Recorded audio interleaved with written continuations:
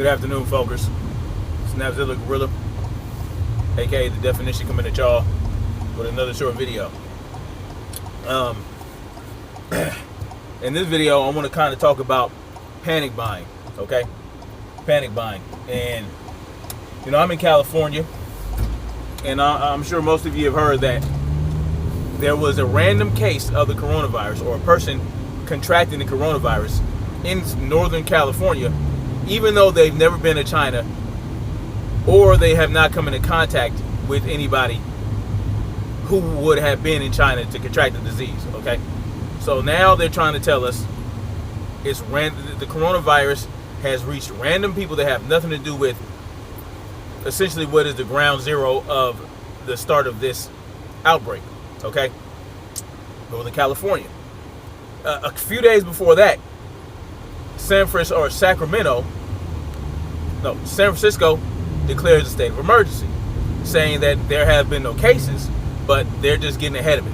Okay, and then here you go, a couple days later, this case of the coronavirus and a random person that had nothing to do with corona, nothing. You know what I'm saying? So this is the thing. My wife went out to Costco, like she does every week, not to panic buy, but just to get her normal shit that we get from Costco every week when she takes my kids to their class. Okay, she takes the kids to the class for about a couple hours. She goes to Costco, gets gas, gets whatever food stuff she needs, and then she goes back in time to get the kids. And but she called me and was like, man, this stuff is crazy. This coronavirus situation is crazy out here. These people are, you know, they're panic buying. They're like, so Costco was super crowded. All right, now normally around the time that she goes on a Friday, like there's hardly anyone at Costco. Like, so that's why she loves going on Friday. She can go in there, get in and out. She can go to the gas station, zip in, zip out. But that was crowded. The store was mad crowded. The greeters who attend the front door of the Costco were handing out what they call them, hand sanitizer wipes to wipe down the cart. They never do that. They never do that. She saw some people with masks on, and I'm like, are people like just buying up a lot of water and shit? She was like, yep, they're buying up a crap load of water. They're doing this, they're doing that. And so long before this coronavirus shit started happening, I would tell you guys that you guys need to prepare for any event, for anything that might put a strain on supplies such as food and water. You need to stock up on shit. Canned goods, dry goods, water, first aid kits, medical supplies. You know, I have a couple deluxe medical kits. I have all kind of shit. So whatever, pills, probiotics, antibiotics, natural antibiotics. I don't get the shit from the hospital. I get the natural antibiotics, antibiotic ointments and things like that. These are things you want to stock up on. You want to have plenty of water, okay? And I buy cases of water every chance I get. See what I'm saying? Just in case. You know, it comes. You know, you buy the bottled waters. It's very convenient. You gotta take it out, and then you get the 50-gallon drum that you can set in the backyard. You fill it up. You put the iodine in there. You put the bleach in there every so often to keep things from growing inside of it, like the bacteria. So these are things that I've been telling you guys to get on for months and months and months, barring this coronavirus event. Now, what you have are people finally opening up. Why are people waiting? Well, because they have this sense of, oh, this can't happen to us. This happened in China, blah, blah, blah. You know, regardless of whether or not the shit is real, regardless of whether or not the coronavirus is real, regardless of whether or not the proliferation of it, how they're saying it's spreading, all this shit, regardless of the fact of whether it's real, whether or not it's real, you still need to prepare. Because if the government wants you to believe that it's real, and they're willing to go all out to help you believe that it's real, the real shit's gonna happen surrounding a response to it. You understand what I'm saying? Look what's going on in China. They're welding people into their homes. They're snatching people who they feel might have the disease. God knows what China is doing. Look what they're doing to the Muslims out there. Look what they do to women. Look what they do to young women out there, butchering them and eating them. Listen. We don't want to be the motherfuckers in the grocery store when everybody else is up in there clamoring to get water, clamoring to get canned goods, clamoring to get dry goods. See what I'm saying? You want to be on top of it right now. You don't want to start waiting. You still have time. What you can do, you go to Amazon. All right? You go through Amazon. It might take a couple days for you to get the shit, but you get some shit from Amazon. Beef jerky, cereal, all this other shit. And you eat as well as you can right now. Eat as healthy as you can right now. Because when the systems break down, you're going to have to start eating what's available to you. So I don't eat carbs and shit like that right now, but I do have dry rice stored up. I have dry oats stored up. I have salt stored up. Salt is very important. Salt, whole battles have been fought over salt. You understand what I'm saying?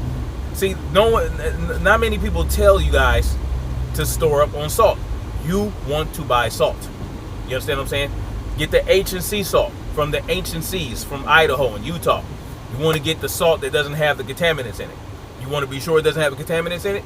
Then you buy the sea salt from ancient dead seas. You understand what I'm saying? So these are things that you want to get. You want to get the salt. You want to get coffee, things like that. That'll be a hot commodity. It's not going to be a necessity. It's not going to be something that you can't live without.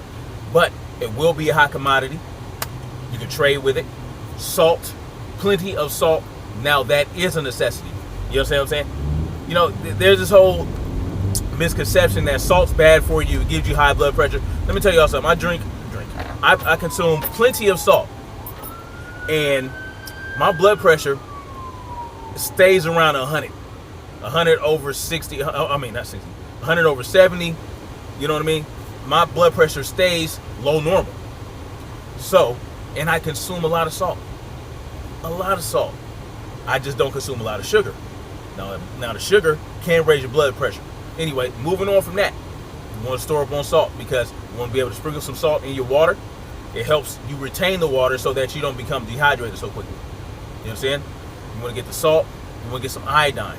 Iodine, it'll fill your thyroid up and keep the bad shit like nuclear waste or some type of other enes like bromine, chlorine, things like that will fill up your thyroid. So once you fill your thyroid up with iodine, the good rich iodine that it needs, the things in the water, it won't affect you as much. Your thyroid won't consume. Your thyroid won't absorb that. So these are things you want to have on hand. You want to have plenty of iodine. You want to have plenty of salt. You want to have plenty of. You honking at me? You don't see people walking across the street, you numbskull? People in California, I'll tell you what, Bobby.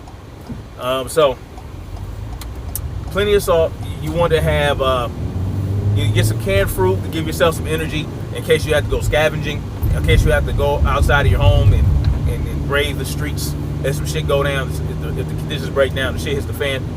These are things that you want to have on hand. Also, what you want to have is a lot of ammunition if you're in a state that allows you to buy a lot of ammunition without going through too much scrutiny. Unfortunately, I live in California. It is what it is. I have to adapt the way I can. Body armor. Get yourself some body armor. You know what I'm saying? Why not? You can go to AR 500, right? It's a body armor place. They're not sponsoring me. I'm just giving you guys a good source to get some armor, some body armor. Now they have a lot of good sales right now. They have a lot of sales going on, like up to $200 some off some of their gear. Get yourself a simple carrier and a plate, 2 plates, one for your front, one for your back. It's like 9 inches across, 9 inches this way, 9 inches that way. It'll cover all of your vital organs in your mass, in your center mass. Okay, where most of the shots are going to be fired if someone decides they want to attack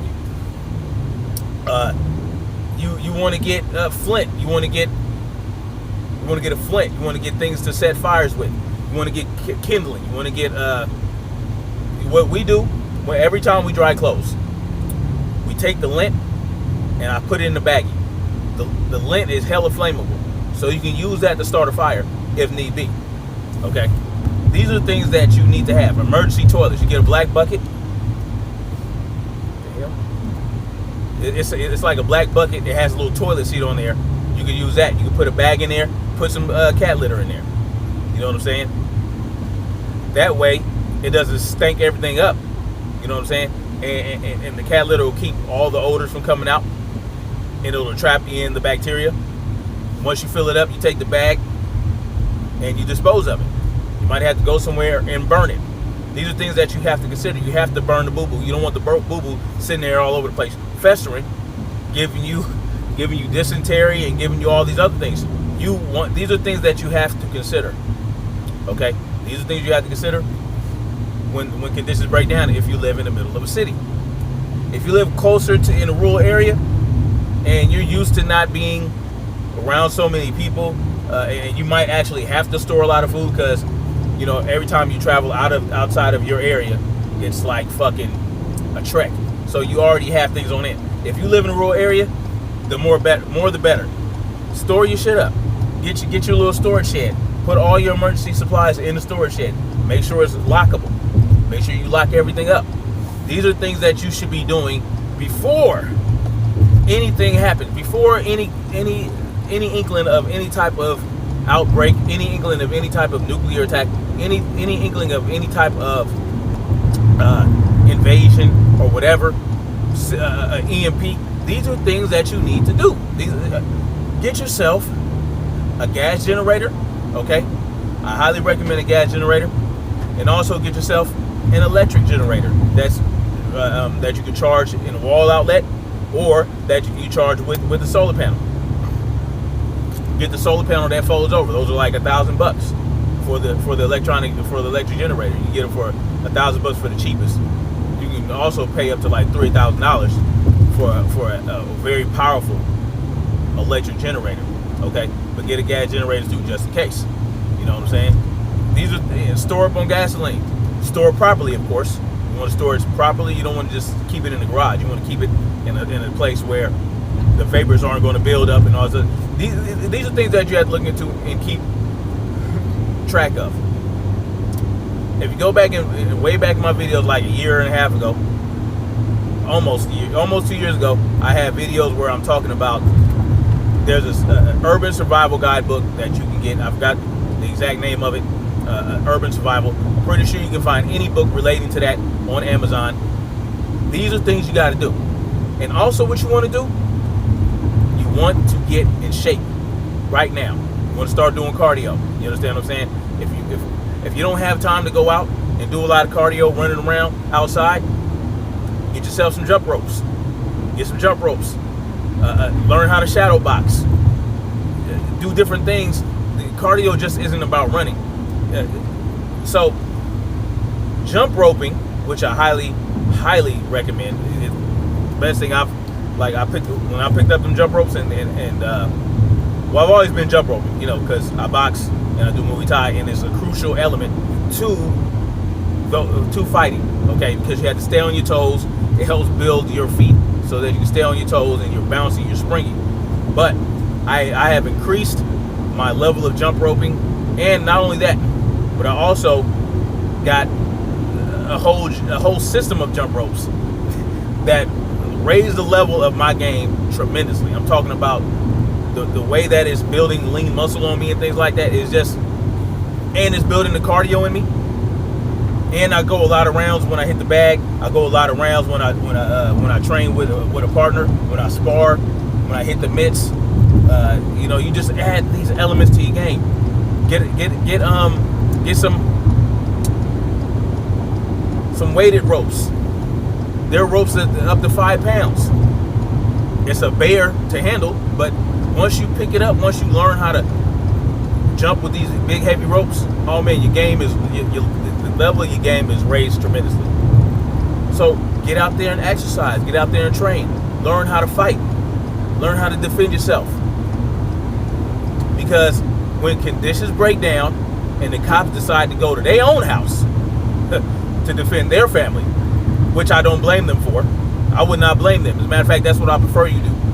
Get off my streets and go take care of your own home. Allow us to keep and bear arms like we're supposed to, and allow us to learn how to defend our own communities and our own homes. That's what I'm about. But moving on from that, you have to train. You understand what I'm saying? Train to fight. This is the type of world we live in, y'all. We can't be, even if you're a woman, you know, even your children, your women, your wife, your husband, all y'all have to train. Everybody has to participate in the training because everybody has to be able to defend themselves to a certain degree. Go over drills with your family in the house. Go over drills. Okay? If this happens, what do we do? Oh, if somebody busts in the front door, what do we do? I'm in the living room. You're in the kitchen. The kids are in the front room playing video games, or they're building something, or they're reading. What do we do? If we hear, do we panic, or do we immediately get to our positions? Do we get to our positions? Do we start to enact our duties in case of a home invasion? If we're upstairs asleep and we hear something crashing, what do we do? The kids' room are across the hallway on the other side of the stairwell. How do we get to them? What are the steps we take to come out of our room, clear the hallway to ensure that we get to our children safely? These are things that you have to go through. These are the drills that you have to run through with your family. You understand what I'm saying? You have to do it. You have to do it. If you want to survive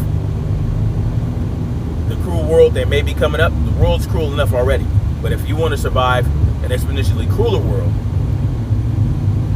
where people's mentalities are going to change when the system breaks down, when the shit hits the fan, things are going to change in people's minds. People that you think are so passive and wouldn't do this and wouldn't harm a fly, like your neighbors. You don't know what your neighbors are doing. I don't know my neighbors.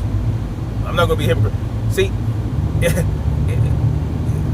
man, if you live in that type of community, get to know your neighbors. I don't know my neighbors. I don't know what they're going to do when the shit hits the fan. See what I'm saying? So you have those things you have to look out for. Do you build a relationship with your community members? Or do you just stay to yourself, stay isolated, and prepare for the event that they might be coming to your house when the shit hits the fan to see what you got, see if you can share. You know what I mean? And initially, you might be like, "Oh, do you guys have any water? Oh, please, we're so thirsty, we don't have any water."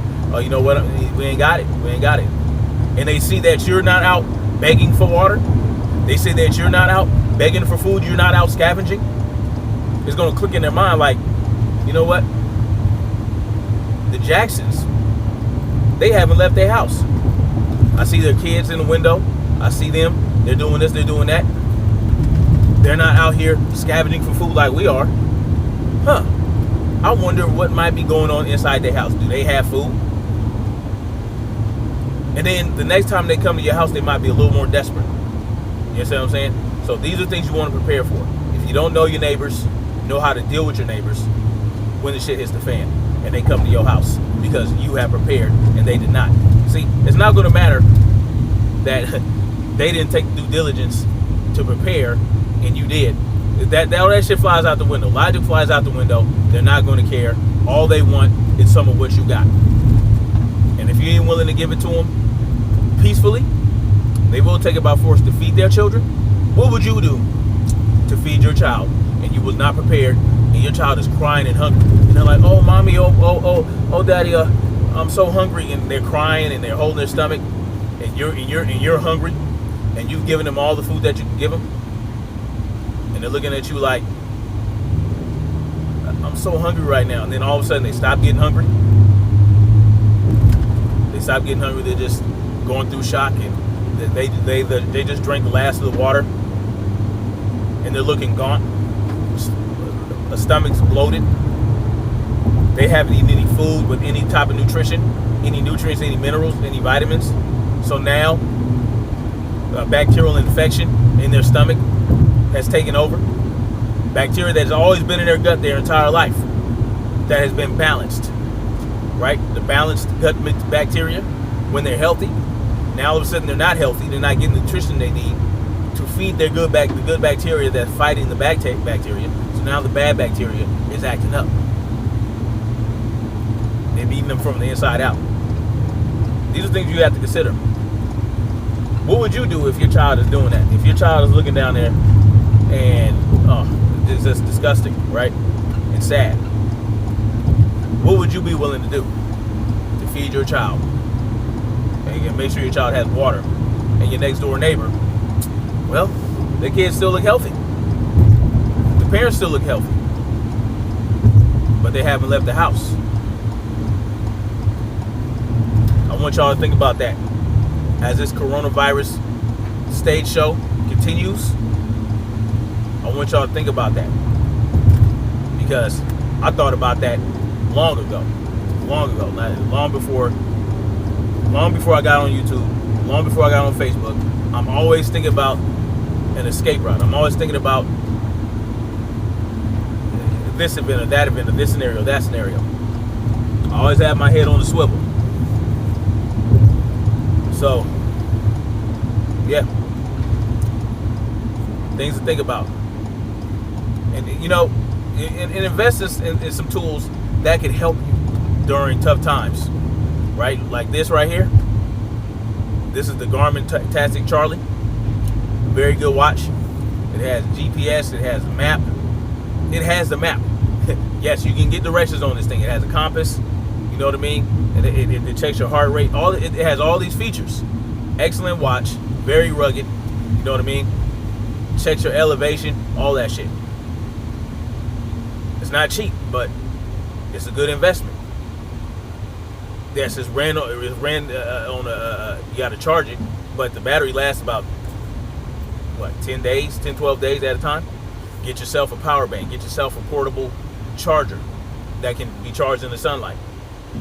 And then you won't ever have to worry about your tactical watch running dry. You see what I'm saying? These are things that you consider. Add a little technology in your emergency supplies. Nothing wrong with it, as long as if the power goes out, you have something that can still charge it. And this is the only thing I'm gonna be worried about.